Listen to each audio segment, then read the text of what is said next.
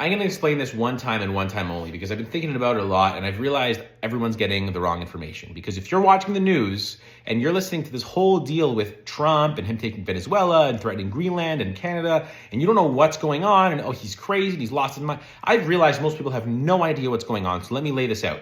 Here's what's happening right now. Trump is going into all these countries aggressively because he has no choice. And I'm not a Trump sympathizer. I don't care. I'm a Canadian first and foremost. I'm just telling you exactly what's happening and why. Okay, Trump looks around right now. We're literally at a point of very high likelihood of global conflict. Okay, put it that way. You have conflict already in Europe. You have conflict in the Middle East.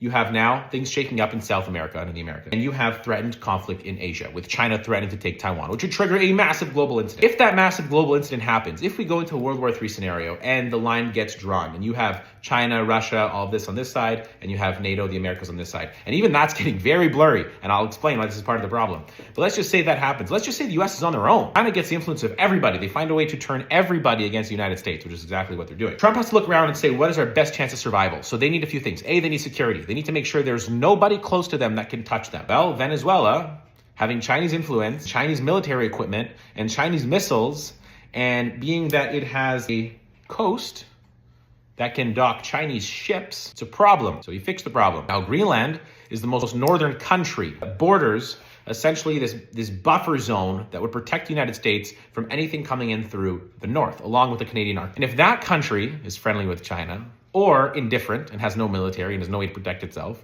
it's true. China will take it in about 3 minutes. And then we have a very big problem. We'd have them to the south in South America, and we'd have them to the north in Greenland. Canada, same problem, but more so an economic problem. Even if the US doesn't worry about China physically taking Canada, they have to worry about economically. We're making trade deals with China while we cut trade deals with the United States. So what does that signal in the case of a war? Who are we gonna side with?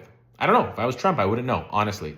And so I'd start to get really worried. And I wouldn't want to take that chance because Canada has a lot of minerals and a lot of gas and a lot of oil and a lot of lumber, a lot of everything that you need in a war. So if I was Trump and I thought war was coming, I'd secure Canada, I'd secure Greenland, and I'd remove all the influence they have in South America. That's my best chance of survival.